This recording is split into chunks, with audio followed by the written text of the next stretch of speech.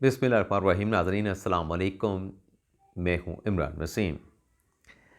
नाज़रीन, इस प्रोग्राम में एक बड़ी ख़बर आपके साथ हम शेयर करने जा रहे हैं और इस ख़बर का सब्जेक्ट है साबिक़ वज़ीर आज़म चेयरमैन तहरीक-ए-इंसाफ़ इमरान ख़ान। और इस ख़बर को नाज़रीन हालिया दिनों की इमरान ख़ान के ख़िलाफ़ सबसे बड़ी कार्रवाई करार दिया जा रहा है। यानी ये एक ऐसी डेवलपमेंट है जिससे इमरान ख़ान साहब को एक बहुत बड़ा धचका लगा है, एक बहुत बड़ा झटका पहुंचा है। अब इस ख़बर की डिटेल आपके साथ शेयर करने से पहले इस मामले का मुख्तसर सा पस मंज़र पहले आपके सामने रखेंगे और फिर ये मामला है क्या? क्या झटका, क्या धचका चेयरमैन तहरीक-ए-इंसाफ़ इमरान ख़ान साहब को लगा है और एक बड़े ख़ास मामले पे, पर्टिकुलर इशू पे। नाज़रीन, आप जानते हैं कि फरवरी 2022 में जो उस वक़्त की अपोज़िशन की इत्तेहादी सियासी जमातें थीं, उनकी जानिब से इमरान ख़ान साहब के ख़िलाफ़ तहरीक के अदम-ए-एतमाद लाने का फ़ैसला किया गया और इमरान ख़ान साहब ने उसको वेलकम किया। ख़ान साहब ने कहा कि मैं तो इंतज़ार कर रहा हूँ कि आएँ, मेरे ख़िलाफ़ अदम-ए-एतमाद की तहरीक लेके आएँ। और वो आपको ख़ान साहब का जुमला याद होगा जिसमें इमरान ख़ान साहब ने कहा था कि मैं एक इन स्विंगर से तीनों यानी नवाज़ शरीफ, ज़रदारी और मौलाना फजल रहमान की विकटें उखाड़ फेंकूँगा, विकटें गिरा दूँगा। और फिर क्या हुआ कि 2 ग़ालिबन मार्च को एक प्रेस कॉन्फ्रेंस की गई, इजलास हुआ इत्तेहादी सियासी जमातों का, अपोजिशन का, और उसमें ऐलान कर दिया गया बाकायदा तौर पे, पहले तो मीडिया पे रिपोर्ट हो रहा था, फिर बाकायदा तौर पे ऐलान कर दिया गया कि इमरान ख़ान के ख़िलाफ़ अपोजिशन की सियासी जमातें मुश्तरका तौर पर अदम-ए-एतमाद की तहरीक लाने जा रहे हैं। तो नंबर गेम का भी बताया गया कि नंबर भी हमारे पास पूरे हैं और ख़ान साहब या तो रिज़ाइन कर दें या फिर अदम-ए-एतमाद की तहरीक का फ़ैसला करें, उसका सामना करें। तो 7 मार्च को ये अदम-ए-एतमाद की 8 मार्च को अदम-ए-एतमाद की जो तहरीक है, वो पार्लियामेंट का जो स्पीकर का जो चैम्बर है, जो सेक्रेटरी हैं, वहाँ पे जमा करवा दी जाती है और उसके बाद ख़ान साहब जो है उसको फेस करते हैं। और ख़ान साहब 27 मार्च के जलसे में वो एक साइफ़र उठाकर लहरा के दिखाते हैं और उसमें एक बयानिया बनाते हैं कि देखें, मेरे ख़िलाफ़ ये साजिश की गई है। अब वो साइफ़र जो है, जो अमेरिका से नाज़रीन आया था, वो साइफ़र उस वक्त के जो पाकिस्तान के अमेरिका में सफ़ीर थे, असद मजीद साहब, उनकी तरफ से ये साइफ़र जो है अमेरिका से पाकिस्तान को, जो कोडेड लैंग्वेज है पाकिस्तान की डिप्लोमेटिक, उस लैंग्वेज में भेजा गया। तो ख़ान साहब को डीकोड करके वो साइफ़र दिया गया। ख़ान साहब ने वो जलसे में लहरा दिया और फिर वो साइफ़र भी ख़ान साहब की अदम-ए-एतमाद की तहरीक में कोई सपोर्ट नहीं कर सका। ख़ान साहब ने नेशनल सिक्योरिटी कमेटी का इजलास बुलाया। उस इजलास में कहीं नहीं कहा गया कि ये कोई साजिश थी, पाकिस्तान को थ्रेट था। और अल्टीमेटली 9 अप्रैल 10 अप्रैल की रात जो है, इमरान ख़ान साहब के ख़िलाफ़ अदम-ए-एतमाद की तहरीक पर वोटिंग होती है और ख़ान साहब जो है अपने वज़ारत उज़्मा के ओहदे से फ़ारिग हो जाते हैं। अब ये जो असद मजीद साहब का जो साइफ़र था, इसे ख़ान साहब ने सराहा। ख़ान साहब ने कहा कि ये तो असद मजीद साहब ने बड़ी गैरत का मुज़ाहरा किया कि वहाँ पर उन्हें धमकी दी अमेरिका के डिप्लोमेट ने, डोनाल्ड लू ने, लेकिन वो उस धमकी से मरगूब नहीं हुए और जो कुछ भी डोनाल्ड लू ने कहा वो उन्होंने पाकिस्तान में कम्युनिकेट कर दिया। अब जो इमरान ख़ान साहब को आज साइफ़र केस का सामना है, जिसमें आज फ़र्द जुर्म लगना थी इमरान ख़ान साहब पे, शाह महमूद कुरैशी साहब पे, वो तो ख़ान साहब की लीगल टीम की एक हिकमत अमली की वजह से कि पिछले समात पे चालान की कापियाँ नहीं ली थी, लेने से इनकार कर दिया था, तो आज वो चालान की कापियाँ ले लीं। तो जो फ़र्द जुर्म की कार्रवाई थी वो अब 23 अक्टूबर तक चली गई है। तो अब ये जो असद मजीद साहब की ख़ान साहब तारीफ़ करते रहे, उन्हें गैरतमंद कहते रहे, तो असद मजीद साहब भी इस साइफ़र केस में इमरान ख़ान साहब के ख़िलाफ़ गवाह हैं। उनका भी सेक्शन 161 का बयान जो है वो रिकॉर्ड पे मौजूद है, जो उन्होंने तफ्तीशी टीम को दिया है। ये जो नाज़रीन असद मजीद साहब का स्टेटमेंट है इमरान ख़ान साहब के ख़िलाफ़, ये स्टेटमेंट 2 सफ़ात का है। इस 2 सफ़ात के बयान में असद मजीद साहब ने इमरान ख़ान साहब के हवाले से क्या कहा है, इसकी डिटेल आपके साथ हम शेयर कर रहे हैं। इसमें नाज़रीन कहा गया है, अब मैं कोई इंग्लिश पढ़ने का इतना शौकीन नहीं हूँ, ना ही मैं कोई इंग्लिश का अच्छा स्टूडेंट था, तो माज़रत के साथ इंग्लिश मेरी अच्छी नहीं, लेकिन मैं इंग्लिश के साथ पढ़ के इसकी ट्रांसलेट करता जाऊँगा। कुछ दोस्त कहते हैं कि आप सिर्फ ट्रांसलेट करते जाएं, इंग्लिश ना पढ़ें, तो मैं टाटों के स्कूल का निकम्मा सा स्टूडेंट था, तो साथ साथ पढ़ के इसकी मैं ट्रांसलेशन करता जाऊँगा, तो मेरे लिए ये मेरी आसानी के लिए आप जो है मुझे बर्दाश्त कर लें। तो इसमें नाज़रीन कहा गया है, statement of Asad Majeed Khan former ambassador of Pakistan to the United State of America, यानी अमेरिका में जो पाकिस्तान के सफ़ीर थे असद मजीद साहब, उनका सेक्शन 161 का statement.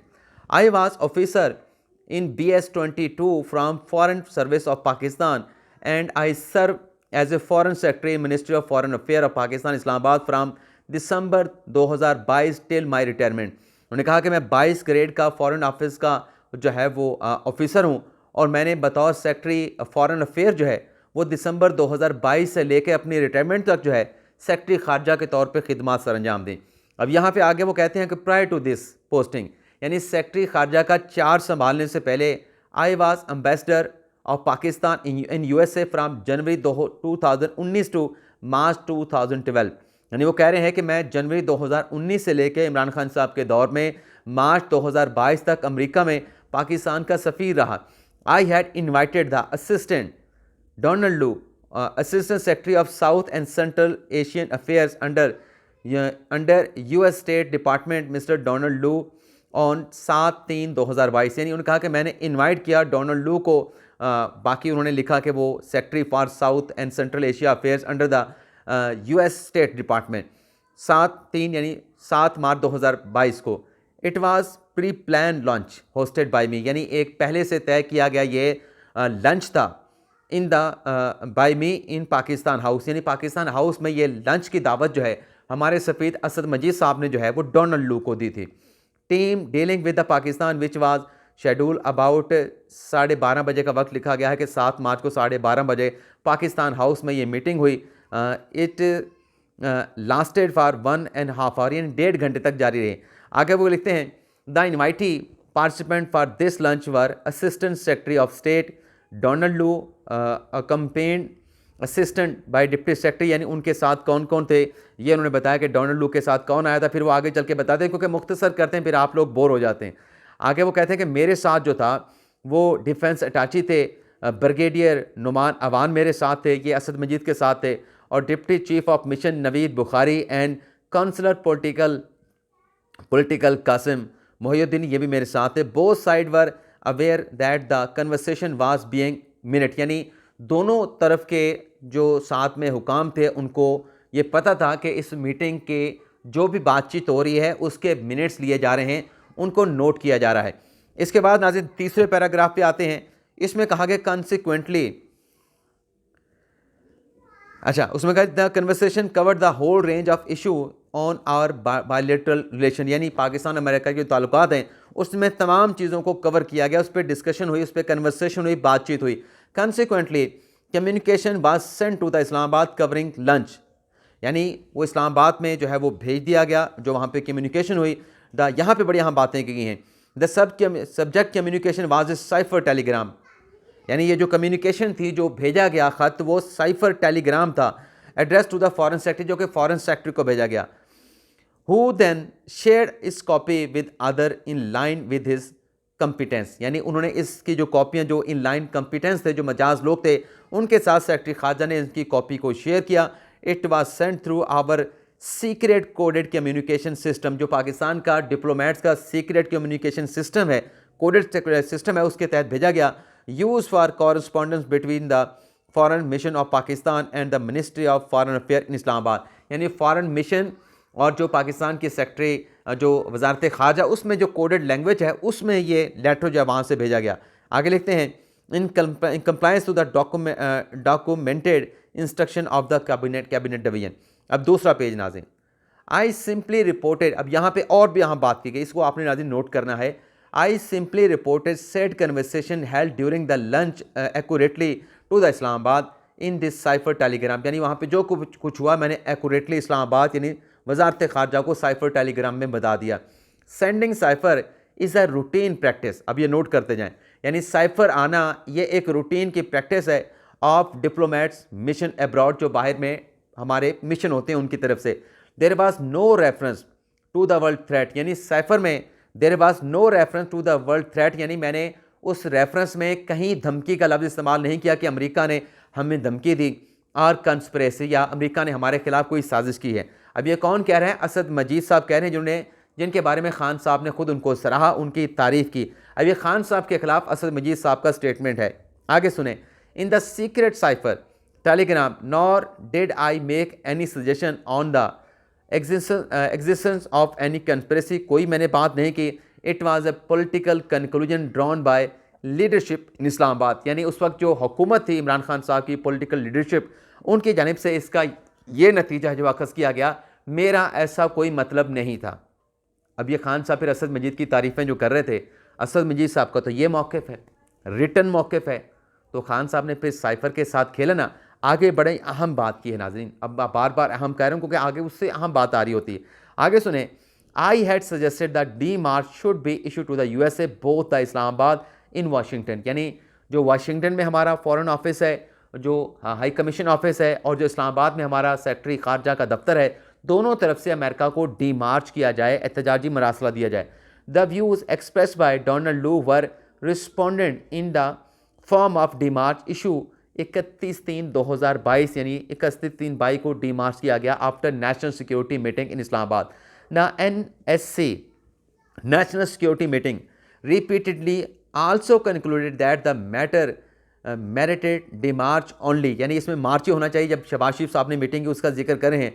And found no conspiracy, यानी इसमें किसी किस्म की साजिश नहीं। Another national security meeting was held on 22/4/2022, जो शहबाज शरीफ साहब ने की थी।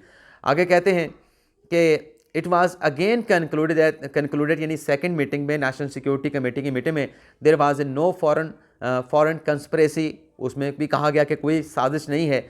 और फिर आगे चल के कहते हैं ministry of foreign affair reiterated this position in its press briefing on 25 April 2022, इसी पोजीशन को फॉरेन ऑफिस की ब्रीफिंग में दोबारा से रीआइट्रेट यानी दोहराया गया। अब सुने नाज़रीन, जो असल चार्जशीट है असद मजीद की इमरान खान साहब के खिलाफ। I did not meet or communicate directly or indirectly with ex prime minister XSPM during the period from 7/3/2022, यानी मैं कभी इमरान खान साहब या किसी मामले खसूसी के साथ डायरेक्टली इनडायरेक्टली मैंने कम्युनिकेट नहीं किया, और उनके साथ मुलाकात भी नहीं की। आखिरी paragraph, as a foreign service professional, यानी एज ए फॉरेन सर्विस के एक आला ऑफिसर के तौर पे, I believe that the cipher episode has undermined the integrity, यानी जो साइफर का एपिसोड खान साहब ने यहाँ पे लॉन्च किया, जो बयानिया बनाया, is undermined the integrity of our communication system, जो हमारा फॉरेन ऑफिस का कम्युनिकेशन सिस्टम है, उसके वकार को उसने अंडरमाइन यानी नुकसान पहुँचाया। The credibility of our diplomats, हमारे डिप्लोमेट्स की क्रेडिबिलिटी को साख को नुकसान पहुँचाया, और हमारी डिप्लोमेसी विद एडवर्स इम्प्लीकेशन, और उसका हमारी जो डिप्लोमेसी है उस पर उसका बरक्स यानी मनफी असर पड़ा for our future diplomatic reporting culture, यानी मुस्तकबिल के जो डिप्लोमेटिक रिपोर्टिंग का कल्चर है उस पर भी असर पड़ा। तो ये मियाँ शबीर हुसैन साहब हैं, FIA के ये मतलब टीम के हैं, इनके नीचे सिग्नेचर हैं, और ये असद मजीद साहब का स्टेटमेंट है। तो ये एक बड़ी अहम खबर है कि असद मजीद साहब ने खुल के बयान किया कि दरअसल वो साइफर था क्या, उसमें थ्रेट का लफ्ज़ नहीं था, उसमें साजिश का लफ्ज़ नहीं था, लेकिन उसके यहाँ पर जो इंटरप्रटेशन की गई, सियासी बयानिया बनाया गया, वो एक्स प्राइम मिनिस्टर साबिक वज़ीर आज़म यानी साबिक वज़ीर-ए-आज़म इमरान खान साहब ने बनाया। देखते हैं, ये तो असद मजीद साहब का बयान है जो मंजर आम पे आया है। जब आज़म खान का सेक्शन 161-64 का बयान सामने आया है, तो उसमें देखेंगे फिर आज़म खान साहब के बारे में साइफर बयानी के हवाले से क्या फरमाते हैं। इजाज़त चाहते हैं नाज़रीन, अल्लाह हाफ़िज़।